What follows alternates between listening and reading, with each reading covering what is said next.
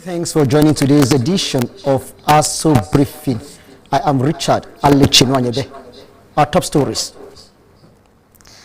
Vice President Senator Kashim Shettima charges Southwest Development Commission on results. Nigeria, Canada advanced talks on direct flight operations. NOA DG reaffirms commitments to digital platforms for real-time public communication. You are watching Aso Briefing. Don't forget that you can watch us live on DSTV channel 392, StarTimes TV channel 127, and on Free TV, look us up on channel 507. On the UHF band, you can find us on channel 38. This is also streaming live on our Facebook and YouTube channels simultaneously. Now we go ahead with the details of all our stories. Vice President Senator Kashim Shettima has called on the Southwest Development Commission to prioritize service delivery, innovation, and collaboration in driving regional development. In a statement, the VP's spokesperson Stanley Nkwocha said, receiving the Commission's board and management at the Presidential Villa in Abuja, Shettima said President Tinubu's establishment of regional development commissions reflect a strategic vision to unlock the economic potential of Nigeria's regions. He urged the commission to focus on measurable projects that improve infrastructure, create jobs, and attract private investment, stressing that success would be judged by tangible benefits to the people rather than bureaucracy. The Vice President also encouraged closer collaboration with state governments, traditional institutions, the private sector, and other regional development commissions to ensure coordinated development efforts. Earlier, Chairman of the Commission, Senator Olubunmi Adetumbi, commended the Tinubu's administration for its economic reforms and outlined plans for infrastructure and human capital development across the Southwest. He also sought the federal government's support to strengthen coordination with state governments and avoid duplication of projects.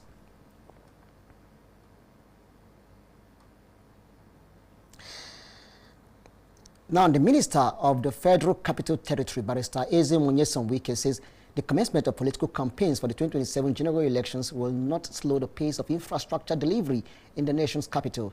Speaking during an inspection of ongoing road projects in Abuja, the minister maintained that the FCT administration's achievement under President Bola Tinubu's renewed hope agenda will serve as its strongest campaign message, insisting that elections are won by presenting a credible report card to the people. What is campaign? This is campaign. In fact, the major campaign is to provide the dividend of democracy. What are you going to talk to the people when you have nothing to show? So for me, campaign is show what you have done. All we have to do is to come back to tell you, we have made this promise to you, we have kept the promise. And you can see the happiness in people. It is not going to affect us at all, whether Rivers or in FCT. I'm sure that the campaign is done, and you can see the senatorial candidate and the House of Reps candidate who are here to make sure that they have something to tell their people. The Tinubu administration has made promise, and he has kept to those his words. So for me, that is campaign. I don't believe in coming to talk rhetorics. It's a President show your report card. And I think this administration, as far as FCT is concerned, have been able to show their report card. And they have no problems winning the election in the index as it is. The CBC said that they can complete that job by January. And I will be so impressed if that is done. And on our own part, we are going to make sure that funding is made. That road is very, very critical, very, very critical. If that road is done, of course, the entire Guaripa will be open.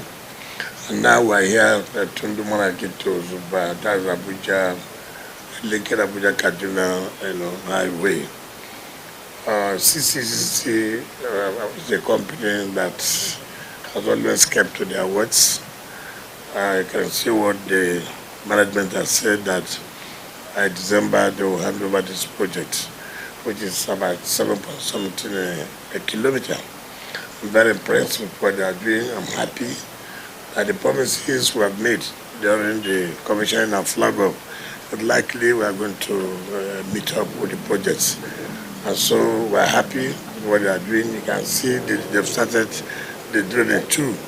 But because of the rains, of course, the earthwork has to slow down, and they're concentrating on the drainage. I've approved the relocation of the poles, which, of course, will have to make sure they do their own work by doing the street lights. So we're happy. The chairman of Kwali Area Council, Mr. Nuhu Dino Kwali, has paid a courtesy visit to the Chief Medical Director of the University of Abuja Teaching Hospital, Professor Tahir Yunusa, as part of his administration's commitment to strengthening strategic partnerships aimed at improving healthcare delivery and the overall well-being of residents of Kwali Area Council. During the visit, the chairman commended the management of the hospital for its outstanding contributions to healthcare services and reaffirmed his administration's resolve to collaborate with reputable institutions to expand access to quality medical care. Dino Kwali emphasized that quality healthcare remains a key pillar of his administration's development agenda, stressing that sustainable development can only be achieved through a healthy and productive population. He noted that his administration would continue to pursue partnerships that strengthen healthcare services, promote community well-being, and deliver meaningful dividends of democracy to residents across the area council. In his remarks, the Chief Medical Director, Professor Yunusa, appreciated the chairman for the visit and commended his commitments to the welfare of the people. Professor Yunusa expressed the readiness of the University of Abuja Teaching Hospital to partner with the Kwali Area Council administration on medical outreach programs, capacity building, and other healthcare initiatives. Both leaders reaffirmed their commitment to a productive partnership aimed at improving healthcare delivery and building healthier communities across Kwali Area Council. In another development, the chairman of Kwali Area Council, Mr. Nuhu Dino Kwali, has visited Rugan Fulani in Tukurawa following the mysterious death of several cattle reported on Monday. The visit was aimed at obtaining first-hand information about the incident and sympathizing with the affected families whose livestock losses have resulted in significant economic hardship. During the visit, the chairman met with victims, community leaders, and representatives of the Mieti Allah Cattle Breeders Association of Nigeria, Magban, Kwali Area Council chapter, including the chapter chairman, secretary, and ADOS from the Allah Cattle Breeders Association of Nigeria, Magban, Kwali Area Council chapter, including the chapter chairman, secretary, and ADOS from the various Fulani communities. Mr. Nuhu Dino Kwali assured the affected families that the area council would work closely with relevant authorities to ensure a thorough investigation into the incident and provide the necessary support to those affected. The chairman urged members of the community to remain calm, avoid speculation or actions capable of escalating tensions, and allow security agencies to determine the actual cause of the cattle death. He emphasized the importance of peaceful coexistence and assured residents that justice would be served to determine the actual cause of the cattle death. He emphasized the importance of peaceful coexistence and assured residents that justice would be served through a comprehensive and transparent investigation. Speaking on behalf of the Fulani community, the chairman of Magban Kwali Area Council chapter thanked Mr. Nuhu Dino Kwali for his prompt intervention, describing the visit as a demonstration of inclusive and compassionate leadership.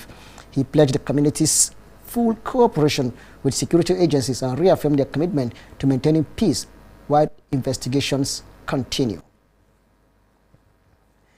The national chairman of the APC, Professor Nantawe Yelwada, has received the APC Progressive Local Government Chairman, describing them as one of the strongest pillars towards winning the 2027 general elections. Professor Yelwada stated this while receiving the executive members of the APC chairman in the Abuja Secretariat, in the party secretariat in Abuja. Topsy Gimba has the details. Professor Nantawe Yelwada expressed satisfaction receiving the executive members of the All Progressives Congress Progressive Local Government Chairman, pledging that the leadership of the party will stand by them, ensuring them that the initiative will succeed. If you don't want to be a politician, don't take political appointment. You work to mobilize the votes.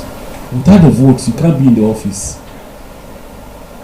And that's why we need you to work with these people. Tell them they're not doing well. Tell them where we need to work harder. Tell them we need to, this where we have the leakages. Meant it, we can win the election. After that, let's work towards that carnival, that mobilization, that presence. For me to wear jeans and t-shirt that day and a pickup so that I can jump and dance, I'll do it. If you want us to march around Abuja that day, we will march. If you want us to move around to tell the people, we will do it. If you want us to knock on doors, we will do it. Anything to make our party to succeed that is legal, we always do it.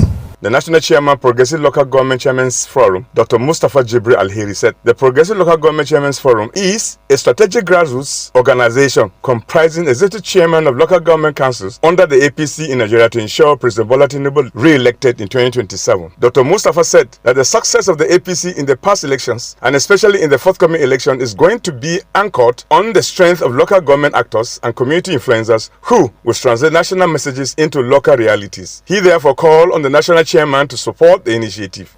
We are the closest to the grassroots.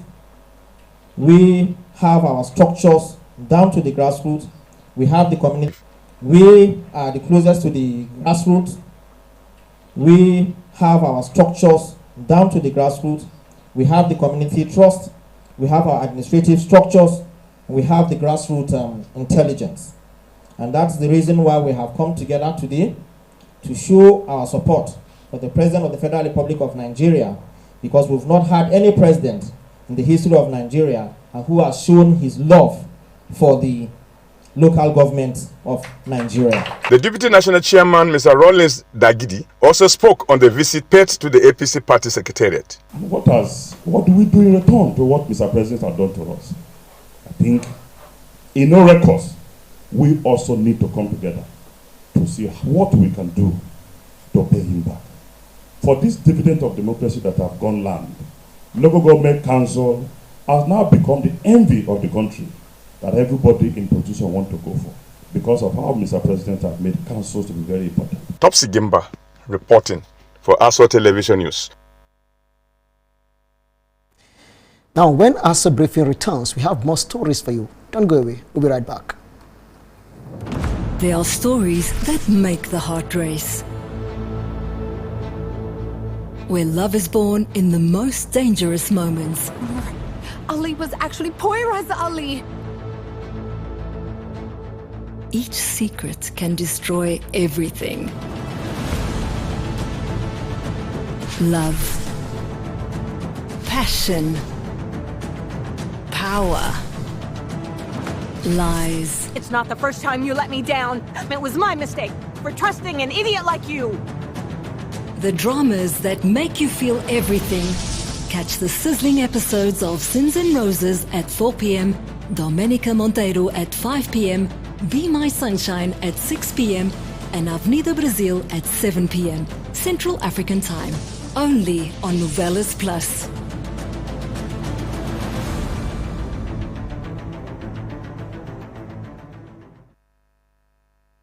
You are watching Aso Briefing. Don't forget that you can watch us live on DSTV channel 392, StarTimes TV channel 127, and on Free TV, look us up on channel 507. On the UHA band, you can find us on channel 38. This news is also streaming live on our Facebook and YouTube channels. Now we move ahead with the rest of the bulletin. Nigeria and Canada have stepped up talks on the commencement of direct flights between both countries, as the Minister of Aviation and Aerospace Development, Festus Keyamo, received Canada's Charge d'Affaires to Nigeria, David Sproul, and his delegation in Abuja. Discussions centered on expanding bilateral air services and finalizing arrangements for direct air connectivity, as the Canadian envoy announced that a high-level delegation will visit Nigeria in early August to continue negotiations on the proposed air services agreement. Canada also raised the need for a standard operating procedure on the processing and return of Nigerian nationals without legal status, describing it as a key requirement for advancing the direct flight initiative. Responding, Mr. Keyamo welcomed the prospect of direct flights, noting the strong demand from Nigerian travelers who currently transit through Europe and the United States to reach Canada. He said the federal government remains committed to improving international connectivity, but explained that immigration and deportation matters fall under the Ministry of Interior and other relevant agencies, pledging to facilitate interministerial collaboration to resolve outstanding issues. Both countries agreed to continue negotiations at a bilateral meeting scheduled for August 6th, with Nigerian officials expected to advance discussions towards a final agreement on direct flight operations. In a similar vein, the Minister of Aviation and Aerospace Development, Festus Keyamo, has assured the Sokoto State government of the federal government's support for the successful launch of Caliphate Airlines. The assurance came as the minister received a delegation from the state ahead of the airline's planned commencement of commercial operations. The delegation said Caliphate Airlines is scheduled for inauguration on August 18, 2026, and appealed for support to facilitate the timely issuance of its airline operator certificate. The airline is expected to begin operations with 5 Embraer aircraft serving Sokoto, Abuja, and Kano, with plans to expand its domestic network. In response, Keyamo commended the Sokoto State government for investing in the aviation sector and pledged that regulatory processes would be handled professionally without unnecessary delays while maintaining strict safety standards. He said the airline's launch would improve regional connectivity, stimulate economic growth, and create employment opportunities in line with safety standards. He said the airline's launch would improve regional connectivity, stimulate economic growth, and create employment opportunities in line with the federal government's aviation development agenda.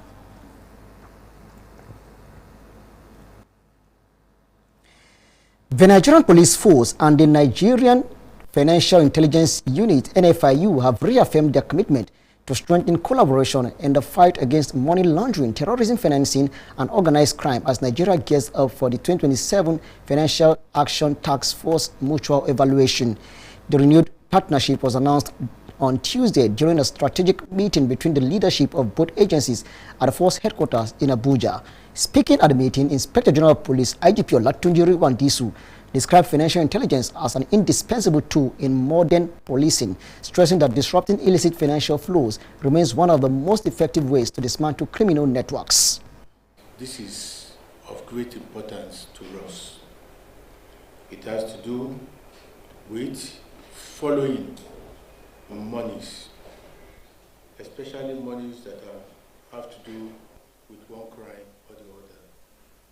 Because the dynamics of crime is changing daily everywhere in the world. And within seconds, monies are moving over the continent. Monies that have to be laundered. Monies that a lot of people want to clean by different decisions. So your team, your organization, is in charge of very, very important aspects of law enforcement. And we are so happy, we are proud to be associated with you. Following their proceeds will assist to bring down the crime to nothing less than 50% of it. Following the money, a lot of their crimes will be solved. So we need to collaborate, we need to continue to see ourselves as symbiotic twins. Earlier, Director and Chief Executive Officer of the NFIU, Hafsat Abubakar Bakari, commended the Nigerian Police Force for its significant role in securing Nigeria's removal from the FATF grey list in 2025. She specifically praised officers of the Police Anti-Money Laundering and Counter-Terrorism Financing Unit for their contributions to reforms that enabled the country to meet international anti-money laundering and counter-terrorism financing standards. As the country's foremost law enforcement institution, the force serves not only as a first responder to criminal activity, but also as a critical actor in the detection, investigation, prosecution, and disruption of the financial dimensions of crime. Whether the predicate offense is terrorism, kidnapping, cybercrime, human trafficking, narcotics trafficking, corruption, illegal mining, arms trafficking, or organized criminal activity, financial intelligence has increasingly become the thread that connects criminal conduct to those who profit from it. In this regard, the collaboration between the NFIU and the Nigerian Police Force remains essential to ensuring that criminals are not only arrested, but deprived of the financial resources that sustain their operations. IGP of Police, before I proceed, I would like to take this opportunity to commend you and members of your team who supported us at the FIU and who led the Nigerian Police Force to interact with the FATF when they came on the assessment of Nigeria. And their conduct and their activities and the support we got and their expertise led to the successful completion of our action plan, which ultimately led to Nigeria being, delisted from the, from the grey list last year. So I commend you. I commend all the men who work with us, most especially the team from the MLCFT section. Abubakar Bakari explained that the 2027 FATF mutual evaluation would assess not only the strength of Nigeria's legal framework, but also the effectiveness of institutions in applying financial intelligence, tracing and recovering criminal assets, prosecuting offenders, and fostering interagency collaboration. Joint security operatives have rescued 9 kidnapped victims and killed 3 suspected bandits during a coordinated operation in Ekiti local government area of Kwara State. The operation involved personnel of the Department of State Services, forest guards, local hunters, and vigilantes who carried out the raid in communities bordering Ekiti and Niger State. According to a statement issued by the Chief Press Secretary to the Chairman of Ekiti local government area, Prince Dada Sunday, the operation was conducted in the Abo Obo Ayegunle Ora and Ozi axis following intelligence reports on the activities of armed criminals in the area. The statement said the security team engaged the kidnappers in a fierce gun battle, resulting in the death of 3 of the suspects, while several others escaped with gunshot wounds into nearby forest. All 9 abducted victims were rescued unharmed during the operation. Authorities commended the collaboration among security agencies and local vigilante groups, describing the operation as a major breakthrough in the fight against kidnapping and banditry in the region. Security personnel have since intensified efforts to track down the fleeing suspects. Residents have been urged to remain vigilant and continue providing credible information to security agencies. Intensified efforts to track down the fleeing suspects. Residents have been urged to remain vigilant and continue providing credible information to security agencies to sustain the ongoing crackdown on criminal elements operating along the Kwara border communities. The Director General of the National Orientation Agency, Malam Lare Isa Onilu, has reaffirmed the agency's commitment to leveraging digital platforms for real-time public communication to counter misinformation and keep Nigerians informed. He made this known while receiving a delegation from the National Digital Command and Policy Intelligence at the NOA experience informed. He made this known while receiving a delegation from the National Digital Command and Policy Intelligence at the NOA headquarters in Abuja. According to him, timely access to accurate and verified information on government policies and programs is critical to tackling propaganda and building public trust. Isa Onelo disclosed that NOA has developed an AI-powered platform designed to track emerging public issues and provide citizens with factual information. He also assured NDCPI of NOA's readiness to come on board its platform, which aims to support data-driven decision-making, enhance multilingual reach, strengthen civic engagement, and provide alerts on emerging issues. The DG said the agency is expanding its content capacity to meet Nigeria's online and India language. As part of their visit, he took the NDCPI team on a tour of NOA's TV studios and public enlightenment production centers. Team lead of NDCPI and special assistant to the president on digital new media, Mr. Ortega Ogra, said the plans are underway to establish content studios across MDAs nationwide. He commended the transformation of NOA under Isa Lare Onilu's leadership. The meeting underscores NOA's push to meet citizens where they are, online and in real time, as part of efforts to fight fake news and deepen government-citizen communication.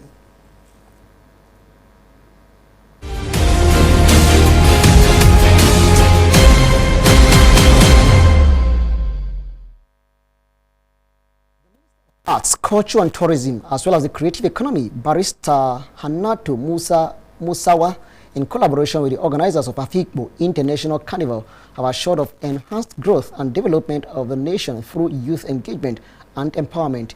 The minister, who was represented by her special advisor, Mr. Doyin Dia, at the flagging off of the Afikpo International Carnival in Abuja, affirmed that youth engagement in creative art is critical to economic sustainability. That report will be brought to you in our subsequent.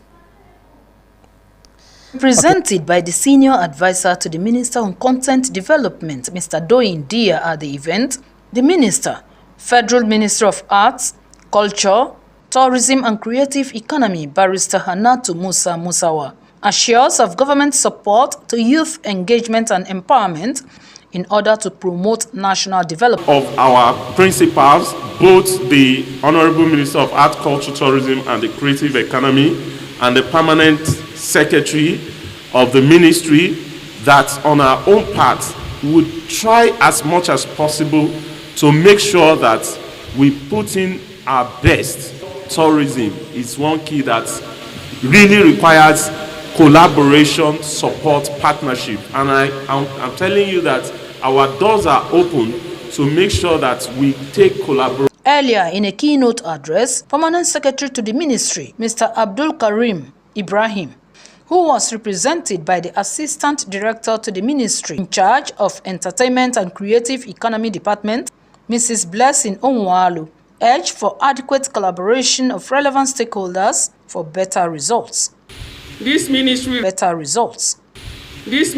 remains committed to support initiatives that project Nigeria to the world and create opportunities for our artists, performances, entrepreneurs, and local businesses.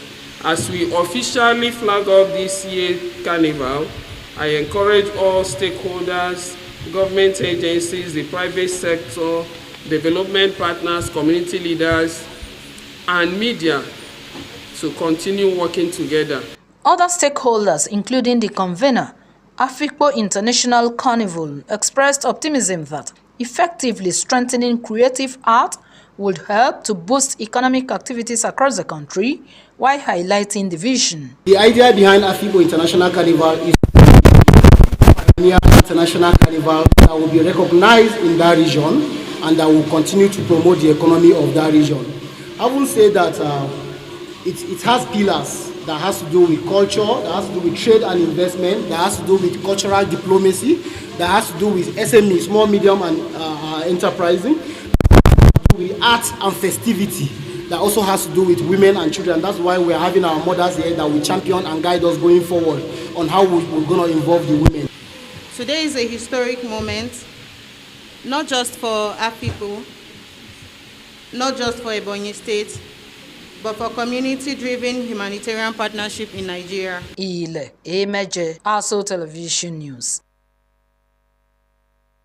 And that does it all on Aso Briefing for today. Many thanks for watching. I am Richard Alechino Anyebe.